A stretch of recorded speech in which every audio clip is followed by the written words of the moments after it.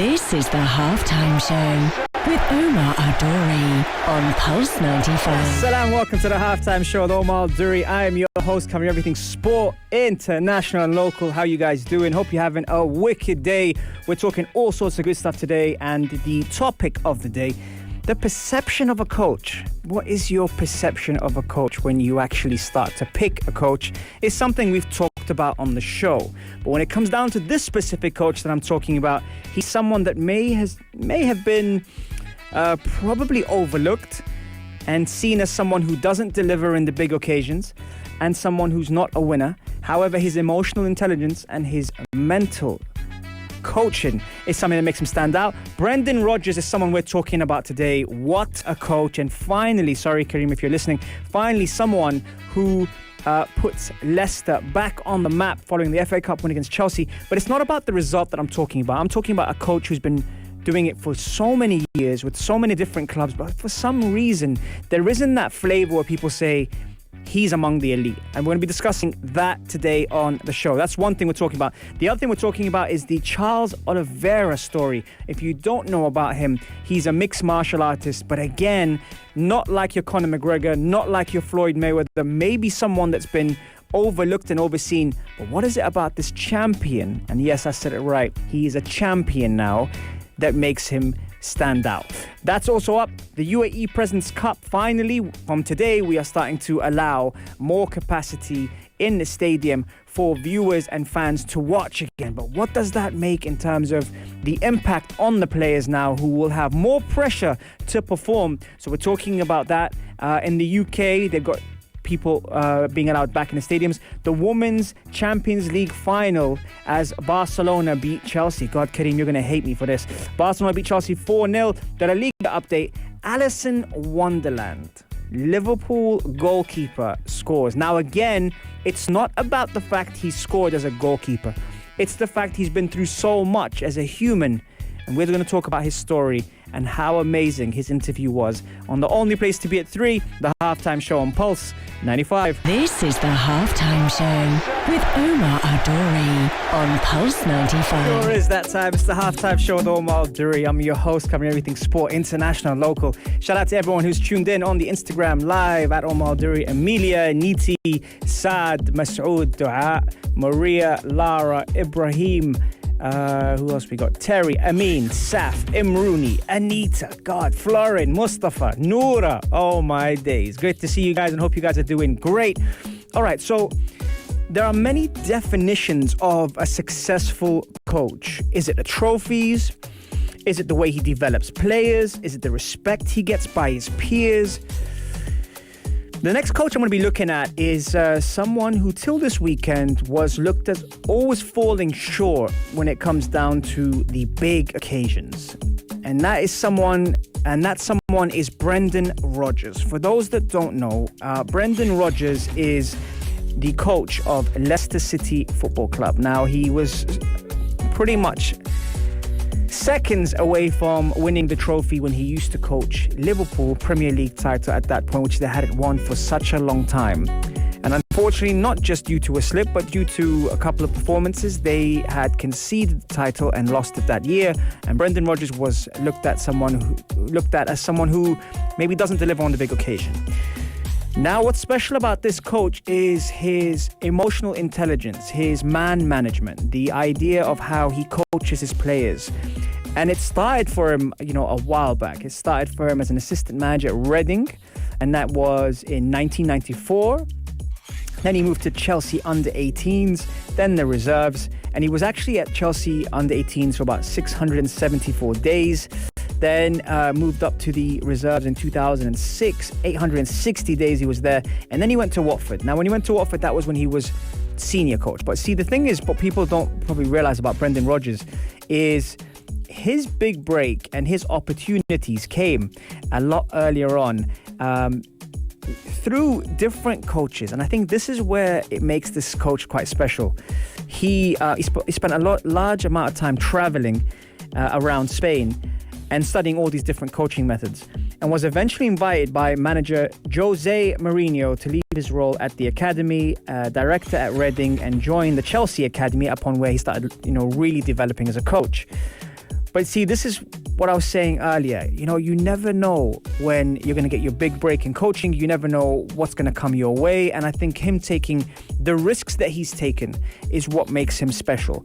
He moved to Watford, as we said, then to Reading, then to Swansea. Now, I think when he moved to Swansea, people did not think that he would be able to play in the manner that he played for his teams, in that style of play, because Swansea, with all due respect to them at that time, weren't seen as a football playing side. And so Brendan Rodgers came in and started to implement his methods, which he's learned all across Europe, to be able to develop his teams. Now, Swansea played some really good stuff, and we're talking 2012 at this point. And he had 96 matches, winning 43 of those 96 matches, which is pretty impressive, and using 47 players. Now, when he moved to Liverpool, that was his big break, and people kind of went, Liverpool, how could he get that job? But he was there, and he had 166 matches, upon which he won 85, using 65 players. And it was very, very close to, you know, really securing the title for Liverpool, which again didn't happen for him. But then people kind of looked down to him. You get the opportunity, and then people looked down to him and thought, I don't know, you know, he's not quite there. He bottled it. I don't think he bottled it. And for those who don't know what bottled it means that when you're at that kind of level and they call it choking or not living up to the pressure, etc. I don't think it was that. I think especially with the talented players he had, it was very close. Now, from that point, him finding his next job was 4 years between Liverpool and Celtic. And when he went to Celtic, people thought, well, what's he going to do in a league like that? I'll tell you what he did.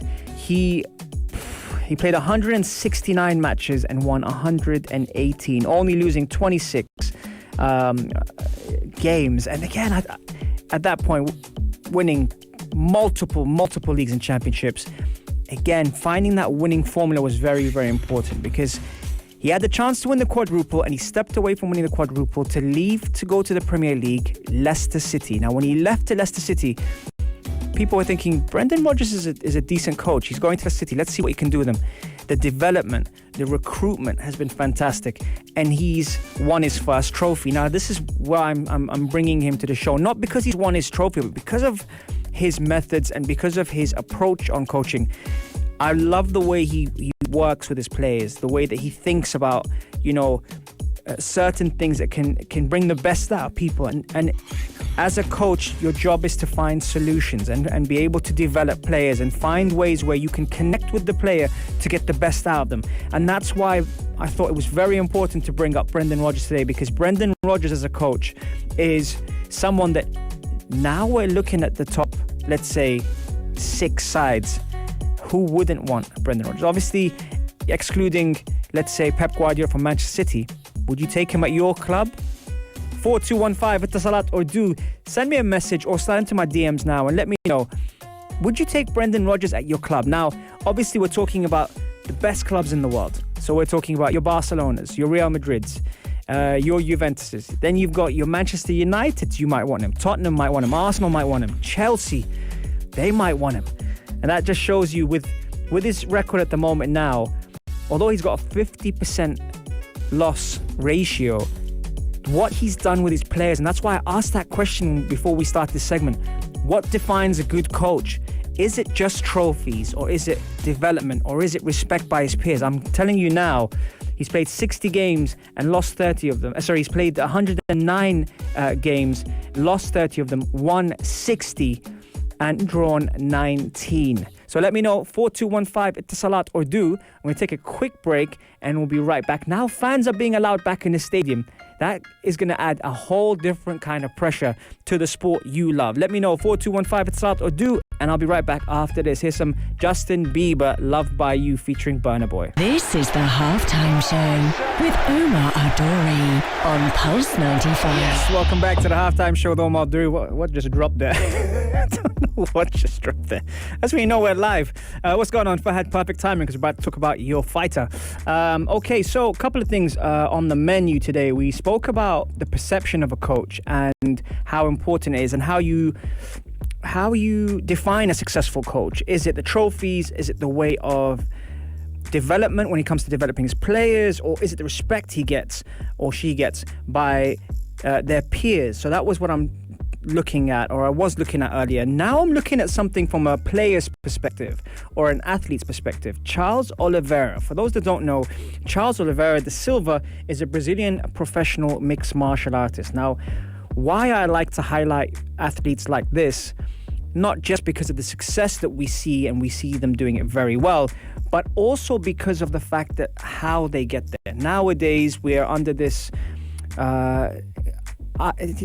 perception that when you make it on the big stage, on the world stage, you have to post things on social media, you have to be out there, you got to be different, no one likes anyone boring, what is boring, etc. Now, Charles Oliveira has quietly put together one of the greatest resumes in UFC history. But it's been under the spotlight for a long time, where he's just got about his business. He hasn't really, he hasn't been that type of person to call someone out or try and get this fight or get that fight or do something silly, like a scuffle or something beforehand. And if you look at the records he's done, shout out to Fahad for sending me this. If you look at the records he's had, these are the UFC records he holds. Most performances of the night bonuses at 11. Most finishes at 17. Most submissions at 14. And now as a champion, he finally gets the credit he deserves. Having looked at Charles Oliveira, he's 31 years of age and he hails from Brazil, Sao Paulo, and is married to Thalita Roberta Pereira as well. The thing I like about this fighter, and he just fought recently against Chandler, Iron Mike Chandler, as they call him, which again could have gone either way. But I think even with Iron Mike Chandler, when you see him coming on, there's this hype about him all of a sudden, and you just think, wow, what a fighter. But don't get twisted when it comes down to athletes that maybe don't speak as much, or maybe don't act on it as much, or do things that you might think that you have to take note of. Charles Oliveira is the champion right now. That people you gotta realize that he's the champion right now, and he's someone that's been in the game for a while. He began his amateur, then his professional MMA career in 2007. Compiling a record of 12-0 with 6 knockouts and 5 submissions.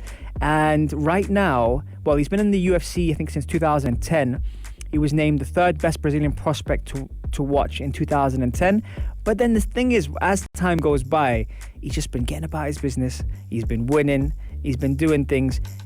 Sometimes he's missed weight, but he's made it. He's made it, and he's done it the proper way, and he hasn't done it through speculation or doing something silly or being controversial. He's done it because he's a hard worker, and he's up there at the top right now. And I was just looking at his mixed martial arts record, his professional record: 40 matches, 31 wins, 8 losses. 9 of those 31 wins were by knockout. 19 of them were by submission, 3 decision.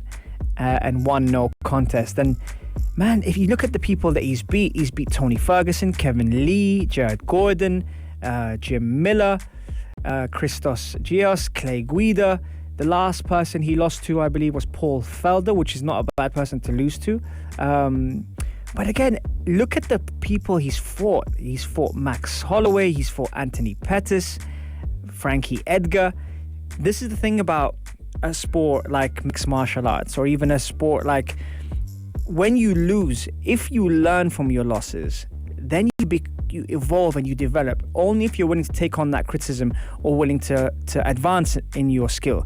And this is where I think of people like Canelo now, who's being talked about as the pound for pound best boxer on the planet. His fight against Floyd Mayweather had given him a lot. Yes, he might have lost that fight, but how much has he learned from that fight? And he even said it himself: Floyd fought me when he was in his peak and I wasn't. And that's why I'm telling you that when you look at all these stories, why it's inspiring for us is because it gives us that motivation that when we do have setbacks, that as long as we learn from those setbacks, that we can actually develop and evolve, not just as an athlete, but as a human being as well. Anyone else that comes to mind when it comes down to athletes that have overshadowed or overlooked or overcome their sport to be a much better fighter. Let me know, 4215 Salat or do, and I will be right back after the break. Enjoy. This is the Halftime Show with Omar Adori on Pulse 95. Yes, we are back on the Halftime Show. Plenty of things happening. Shout out to everyone who's tuned in. Abna, Khalid, Kulthum, K. Danielle. Who else we got here? Still in the room. RBO. They're still here. Okay, some great things happened yesterday. Listen, everyone loves the element of surprise, and yesterday Liverpool had to win to stay in contention of qualifying for Europe, and it looked like they weren't going to win, and it was 1-1. And Alisson, the goalkeeper, who, by the way, the reason why I'm telling the story is because what he's had to go through recently, it was really tough. He lost his father due to COVID, and he hasn't been on form this season, rightfully so. He's had a lot of distractions. He's had a lot of things, that have, distracted him a little bit. And he went up for a corner yesterday. And for those that don't know, goalkeepers probably shouldn't be in the box, according to some coaches of the opposing side. And so he looked over to the bench and they kind of waved him on. So he went up for a corner. The corner came in. What a header. Full extension, heads the ball in. And it was a great goal, and he scored to make it 2-1. But for me, what was really good about this story is because the first thing I thought of is how much this man has gone through recently. And it was lovely to see a good person do something special like that. And he scored to make it 2-1. Liverpool still have a chance of qualifying in the Champions League. It is still going on who's going to finish in the top four, but the quality of the header was so impressive that I was so happy he scored.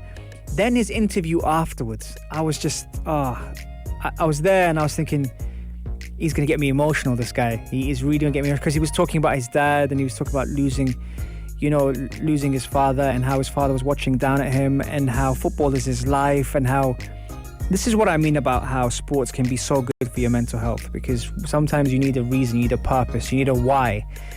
And just him scoring that goal yesterday just made me so happy. I was so happy for him that he scored that goal, and it was lovely to see Alisson score, and a very important goal as well. And that could be the most important goal of the season for Liverpool. We're going to find that out.